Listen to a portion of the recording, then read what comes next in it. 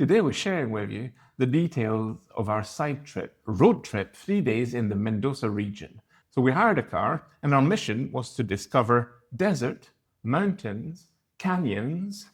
And stars. Stars, yes. As well, of course, for anyone that knows us, wine regions. Make sure you stick around to find out what happened, including being stopped by the police. I'm Frank. Hi, I'm Kim. And we're FNK Life. So let's start with the first day. Okay, so day one, we decided to have a drive down to our furthest point, which was at Malargüe town. We thought it'd be nice to have a drive along with the Andes Mountains to our right. We weren't quite as close to them as I thought we might be, but we did get to see them as we went down, and it was luckily a really beautiful day as well. So lots of blue sky and sunshine. It was a drive of 325 kilometres, which should take about 3.5 hours, and I think probably took us about 4. Yes, it wasn't a very interesting drive, but it was interesting for being boring. What I mean by this is that the roads are so straight. Yes. You just see them going on forever. That was for me like a new experience, to have a road that just goes on and on and on, with the Andes on the right and desert on the left. We should also say that we hired the car through Avis, so we had quite a small car, low engine, and I didn't feel really confident pushing it too fast. We made it in the end, and we had booked an activity when we were in Malargüe. Because it's quite out in the desert, there's an observatory and they offer stargazing. Yes. And I like seeing the stars. I'm really lucky that I've got to see them in New Zealand and Australia and Africa. Yes, and I grew up in France where I would go to the top of the Alps in the summer and just watch the beautiful sky with no light pollution, and I'm really missing this. So we were really excited to book this experience to go and do that. The only downside of it was it meant that we had to be there at 9 o'clock. We got to the hotel late afternoon, so we stayed at the Pinto Sur Boutique Hotel, and we decided that we would start walking around to see the town around 6 o'clock, which all sounded good. Something you have to know about Argentinian culture is that they eat a lot and regularly, but they don't eat early evening. No. So they'll have a first breakfast between 8 or 9, and then they'll have a second breakfast at 11:30, 12. Then they'll have lunch at 2, 3 o'clock in the afternoon. But then dinner for them is 8:30, 9, 9:30, 10. So we fell right into that trap. Nothing was open. Yeah, we walked around for 2 hours. We ended up walking to La Faustino as soon as it opened at 8, and that was our only choice. We had to eat then. Which left us half an hour to eat, which was actually delicious food, but we really didn't get a chance to enjoy it. Thankfully for our experience, we had booked a driver. Genius. Which was genius, because we found out there are no Ubers either in... And it's quite obviously remote to be able to get to the observatory, and even our poor little car wouldn't have liked it. Be aware of the timings, especially if you want to do the stargazing experience. However, the stargazing experience was really, really amazing. They welcomed us with a glass of red wine and some chocolate, which was always nice. There was only us and 4 other people, so it was a nice small group. Then they took us out to an area where they had a big telescope, and it was just surrounded by some nice, chairs. Comfortable reclining chairs that you could sit back and look at the stars. And he managed to explain all the amazing stuff that happens in the stars. Well, maybe not all of it, because there's a lot. There are lots of stars, but they did focus on different areas, and he lined up the telescope and let us have a look at different clusters that you wouldn't be able to see with the naked eye. We loved the explanation. He answered all the questions that we asked or other people asked, and it was just beautiful. Really worth doing. Yeah, and then at the end, they took pictures of us with the Milky Way behind us with a better camera than we have on our phones. Sure. So overall, it was a bit cooler at night, which was fine for us. Yeah. But, do take a jumper if you want to be there. They offered blankets, all in, including the driver and everything. It was about 80,000 pesos, which is about £40 or $50. So we were really glad that we did that. And then the next day was going to be our exciting trip through to see salt flats and a canyon and lots of nice scenery. So we should say our next place that we were going to stay at was San Rafael. So we were looking to have a fun route to get up there. We decided to take that as a scenic route. Yes. So the Atuel Canyon, the river Atuel, which looked really impressive in photos. So we thought, let's do this.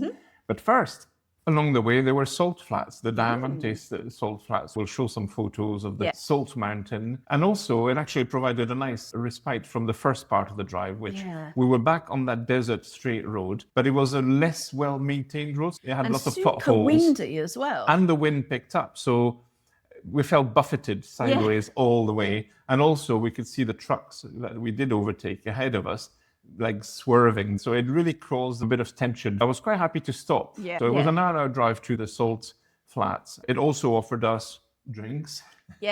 And it was a really cheap entry too. So basically $3 for the two of us. I had a small museum and a shop. So we wandered in the middle of the salt flats until we started sinking in it. So it was quite a fun stop and really well worth doing. We didn't get to walk on water. We tried, but kind of. We sank.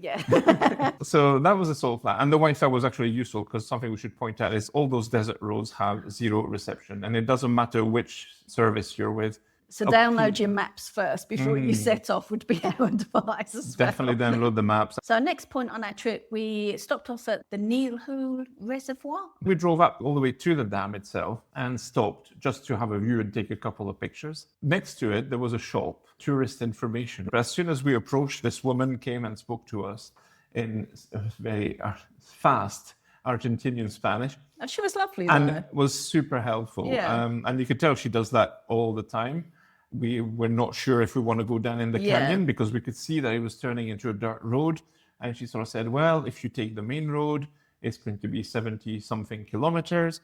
But if you go down the canyon, you'll have about 50, 60 kilometers of proper dirt road, windy, steep, and then another 30 on the other side. So it was going to be 95 kilometers if you went that way, which in my head felt, this is reasonable. We can do so let's take the scary off. So as we'd stopped there and we'd not really eaten very much, we thought we'd take advantage of these lovely sandwiches that were offered. They were the ham au crudo sandwiches, which a nice man hand carved from the leg of ham that he had. They were the most expensive sandwiches I've ever seen though. 37,000 pesos, which was £20, so about $25 for two sandwiches.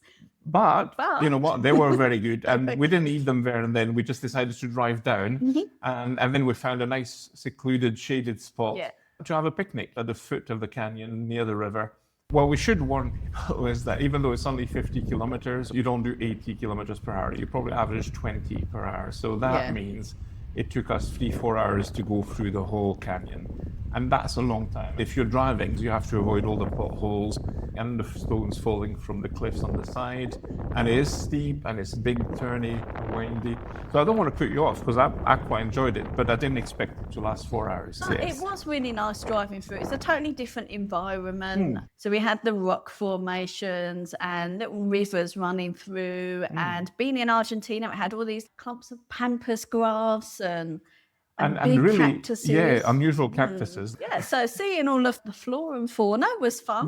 The last part of it, when we started going up, there was a beautiful reservoir there, and it was stunning. Yeah, that was a nice surprise. We didn't really know what we were in for, but yes, at the end, that was Grande Reservoir. And it turns out that it's also from San Rafael. This is one of the big attractions, water activity spots. So people, you'll do a day trip from San Rafael, and if you didn't want to do the full canyon like we did, then just going to San Rafael and then doing a day trip, you follow the river and you have lots of people selling you rafting activities, canoeing. And climbing as well. Certainly, plenty to do there. So we eventually made it to San Rafael. The total kilometres was only about 180 from where we were the day before in Malargüe, but it did take a good, 5 hours or so. It was ridiculous.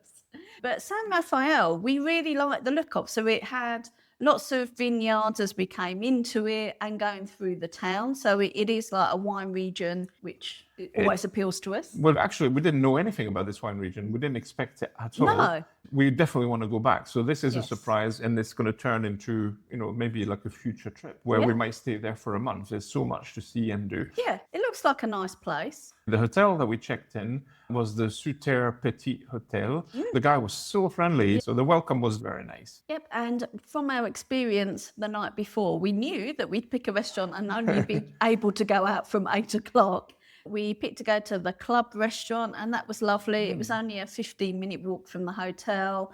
The The food was great. It was Oh, really yes. nice, really good. Mushroom risotto and slow cooked beef. Oh, yes. We had local wine with that. And yeah, it wasn't super expensive for the quality that we got. So No, this is yeah. a fact about Argentina in general, is that if you go for a meal, for us, usually meals increase in price significantly as soon as we have any wine, because the markups in Europe or the rest of the Anywhere. world, Yeah. yes, are massive. Whereas here, the most expensive wine on the wine list, I exaggerate slightly, is about £25 or $30. So for us, like to be able to pick a really high quality with a bit of age, like this one was 2021, I think. It just turned the meal into a £60 experience, which is what, $80. Well worth it Yeah, for the really good quality quality of food as well. Yeah, so that was really nice. And we were quite tired by the end of the day, yes. so it was enough to walk there and then just walk back and get some sleep. And we kind of had the excitement for us because we always stay in Airbnbs. We always just make our own breakfast. So we were excited to stay in hotels and get breakfast the next morning. And I have to say, it was a little disappointing in Argentina. Yes. So it was just kind of pastry. It was just like a cold buffet. The hotels were not particularly cheap. We spent, what, 60, £70 per night on average. It makes us double down on the whole Airbnb thing. Yeah. So on to our third and final day. So this one we were also looking forward to because this involved us staying in the wine region.